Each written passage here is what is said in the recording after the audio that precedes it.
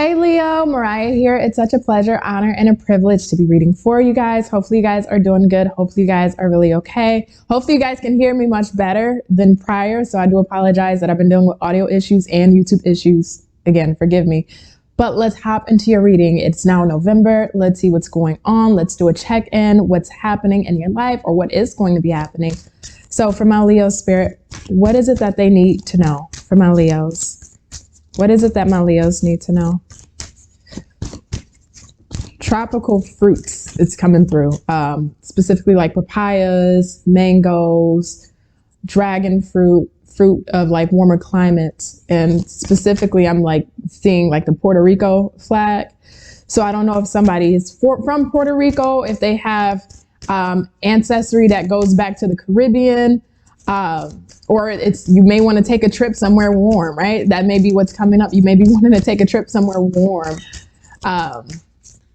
somewhere fresh, new start, new slate. It's almost like cleaning away it's almost like cleaning away or wiping away something to have a new foundation to grow on, a new foundation to build upon. What do we have here for you, Leo? We got patience. Well, that's one of those things that easier said than done, right? Easier said than done to have patience. But why is this important for my Leos in November? Let's go ahead and move into the tarot deck. I'm hearing something about a hospital. So I don't know if somebody works in the medical field. Maybe you need to make an appointment for your health. I'm not a health practitioner, so do as you please. Again, hospitals, hospice, 8 of Cups. We also got the 10 of Wands in the reverse. What else for my Leos that they need to know for their November? We have the 6 of Swords. Ooh. Let's get 2 more. We got the Ace of Wands. 1 more for my Leos in the month of November. What else is it that they need to know? Thank you, Spirit. And the 8 of Swords. Don't choke. Don't choke. Don't choke. Don't choke. Don't choke. Don't choke. Please. Please, please, please don't choke, Leo. Holy shit. Do not choke. Bottom of the deck is a star. Outcome is a star and the Queen of Cups. I say don't choke because we go back to this patience energy, right? And I was talking about how I was picking up like a clean slate, right? A new foundation, a new start. But it's almost like once you get into this new start or this new element, you kind of choke. You're not inferior, right? So whatever this is that you're moving into, this is something that you've wanted, or maybe something that you've been putting the motion forward into, and it's happening for you. It's going to be happening for you, but there's a sense of choking, right? Not literally, but more figuratively, where it's like now we get into a space of analysis paralysis, now being in this new situation or this new environment or under these new circumstances or dealing with these new people or this new person, because we're moving out of our level of comfortability and now we're walking into unknown territory. We've already went through the process of releasing something that's been very stressful, that's been very daunting, very tiring, very taxing, not only on our emotional space, but our psyche, right? Our psychological space. Something has really been wearing you down and tiring you out and has been a burden, whether it's just been you and being in your own head and you're making your own self tired and tired of dealing with these thoughts or these intrusive mental patterns of a situation. Or on the flip side, something that you may have been dealing with on a circumstantial level has been keeping you feeling bogged down, tired, exhausted, drained, stressed out to some degree. And it's like you finally or are finally releasing whatever this burden was for you, just so that way you can move into a calmer space of clarity, a calmer space of peace, a calmer space of healing, and a new beginning that comes along with that. And once we get it, once we start to move in that new reality, once we start to move within our new existence, it's like we choke. We choke up, right? This is the part where we have to be a bit cautious with ourselves. And I think this is where patience kind of comes in for 2 reasons. Because this may be something that you've been wanting to do or been waiting for it to happen, or whether you've finally been waiting to get to a place of complete healing, and now you are at a complete place of healing. Maybe you've been waiting on that job or that new home or that new love situation or your finances to improve. You've been patient, right? And we've seen the past few months, things have been kind of up and down here with you. But nonetheless, you've processed and you went through that. So that's something to be admired and celebrated. And that's why I have to give my hats off to you, because it's an honor to even see the progress here, right? Especially looking at how things have played out for you over the past few months. So I have a lot of honor to give to you. But the concern here on the flip side of this patience is now that when we're living or now experiencing our new circumstances and our new welfare and our new state of being, the mind is almost like, I don't know about this. I don't know if I can either do this. I don't know, was this the right decision? Was this the right choice? Am I really ready for this? Am I really prepared? Because I'm like I mentioned earlier, I heard inferior. So it's almost, I don't know if this is self-limiting beliefs, doubts, maybe because this is a new circumstance you're being put into or being thrown into that you've been patient for it to receive. Now it's like, I'm so out of my element to some degree. And it reminds me of those people, and I'm not saying this as you personally, but just for an example's sake, it reminds me of those people who will pray and manifest and ask for what it is that they want and also put in the work, right? So we're just not doing the praying and manifest, but we're putting in the footwork. We're dealing with the stress and the BS that's coming along with this entire process for a change. And then when we get there, it's like, I'm happy to be here. I'm excited to be here. This is what I really want emotionally. I feel emotionally fulfilled. I feel emotionally content and stable within myself and my new circumstances or in this new situation. I feel like my emotional needs are being met. I feel like this gives me more optimistic hope for my future. Now I'm seeing progression and I'm seeing change, and I can now see the light at the end of the tunnel and be able to create a roadmap or a blueprint that adequately will allow me to get to the destination of where I want to go in the span of my life. But mentally, we're trapped. It's like in another circumstance, somebody moving on to a new relationship that hasn't really let go of their past relationship, right? Not saying this is about love, but just as an example, it's like you feel ready, you've prayed, you've healed, you've done all those things. You get a new partner, the partner's treating you exactly the way you want them to treat you and giving you the things that you're needing to feel fulfilled in a relationship. But psychologically, it's like ex's past still haunts the mind, right? Not necessarily saying you think about the past ex or whatever, but maybe trust issues or abandonment issues or your own imposed fears or thoughts or overanalyzing the situation and making things more mentally complicated than it needs to be. And that's what I'm seeing here. That's the best way to break it down. There's a lot of mental complications that you're dealing with that's not in alignment with the reality of the situation that you're in. So this is what's going to have to be worked on in the month of your November, Leo. I want to see just quickly here. Why is this 8 of Swords here for my Leos? Thank you. Ace of Swords. You're not talking to nobody. And then the Emperor on the bottom of the deck, even in your energy, you won't tell me. You won't tell me. I don't know what to do with that. You won't tell me what is causing the mental complications. I just know you're not talking to nobody about it. Hopefully they're not the mental gymnastics or the analysis paralysis isn't anything too severe, but I wish I could pull that energy, but when I see that Ace of Swords in reverse and the Emperor, me personally as a reader, I can't speak for these other people out here, but me personally as a reader, if I immediately get an energy of, no, it's not your business, you're not getting ready to pry into my mental space, I won't pry. That's not my space. I respect what I'm able to do, but I won't push it with spirit.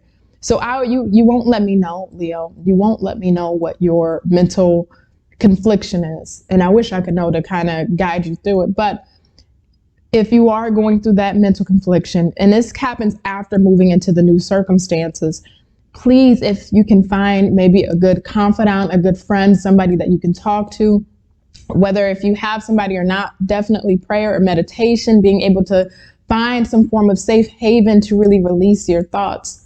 I'm hearing, come see about me. Come see about me. Who is this? Who is this? Because it's a masculine voice. It's a very deep, stern, like if I was to give kind of like a depiction so you can visually hear the voice like I'm hearing it, it's like a Barry White voice. It's a very deep baritone voice that says, come see about me. Ask me first. Come talk to me. This is such a weird, who is this to you? I'll give you approval. I'm hearing it's a man that's saying this. And you know, if the more I touch into the specific energy of this voice and who may be communicating with you, Leo,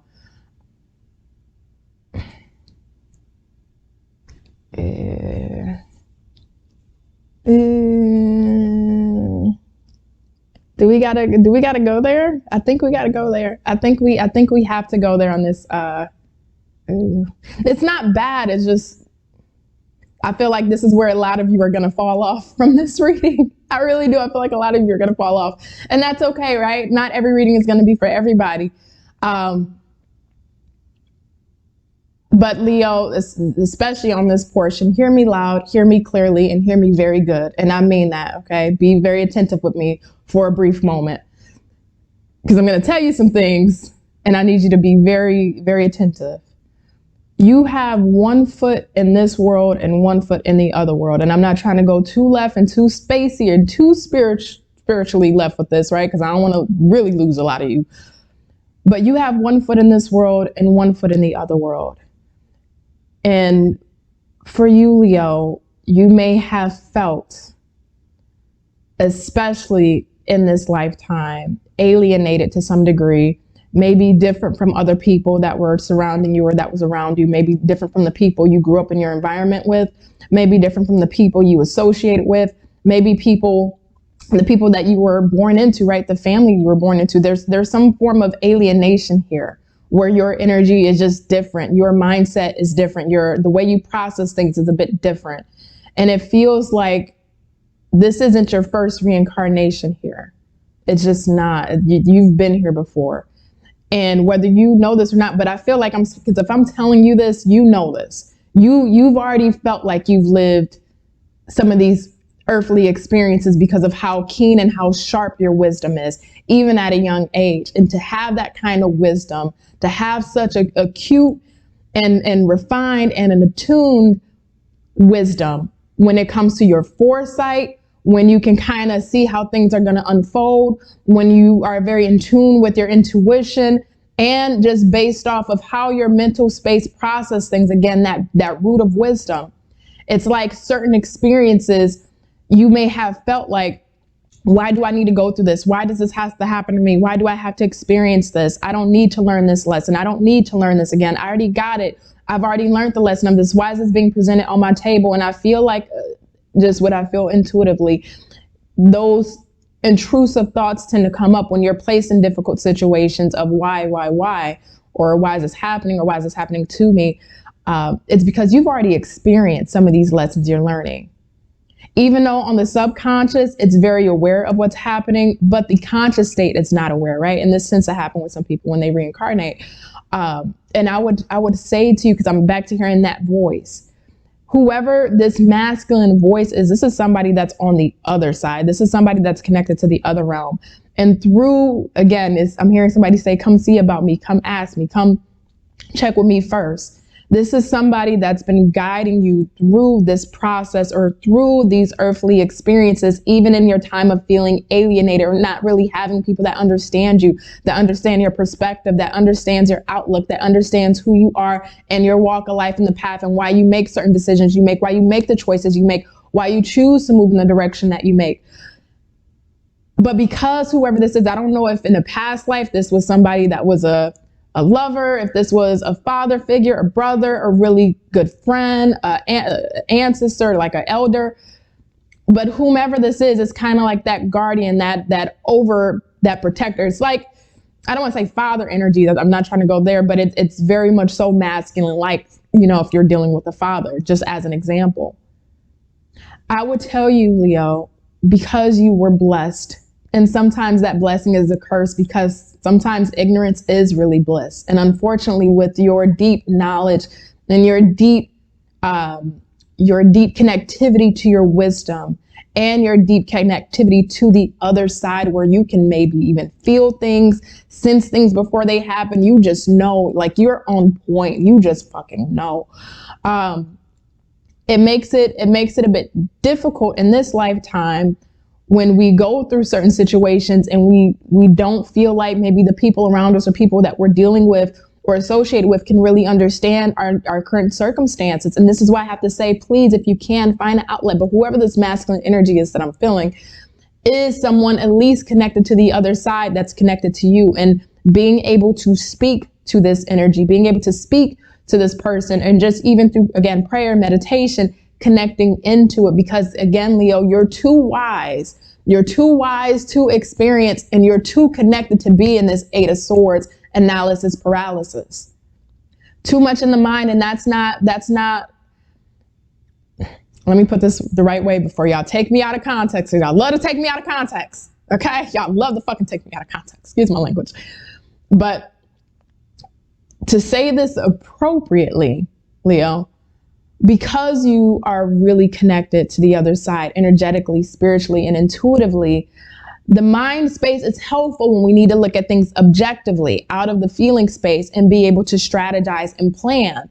But when you're somebody that has a deeper purpose or a deeper meaning in this lifetime, when you're somebody who is being blessed and hands are laid upon you from the other side, you have to move more so in the space of your spirit, your soul, and your intuition versus the mental space. The mental space will f you up, right? It will put you in a space of analysis paralysis and confusion because your soul is too deeply connected to steer you the wrong way or to lead you the wrong way. And I can bet you my bottom dollar, if you look back at your life experiences thus far, every time a situation may have happened to you and your gut may have told you, hey, Leo, this is a good idea, or hey, Leo, that's a bad idea, and you went against your gut feeling, 9 times out of 10, you can look back at that situation and say, man, I wish I would have listened to my gut.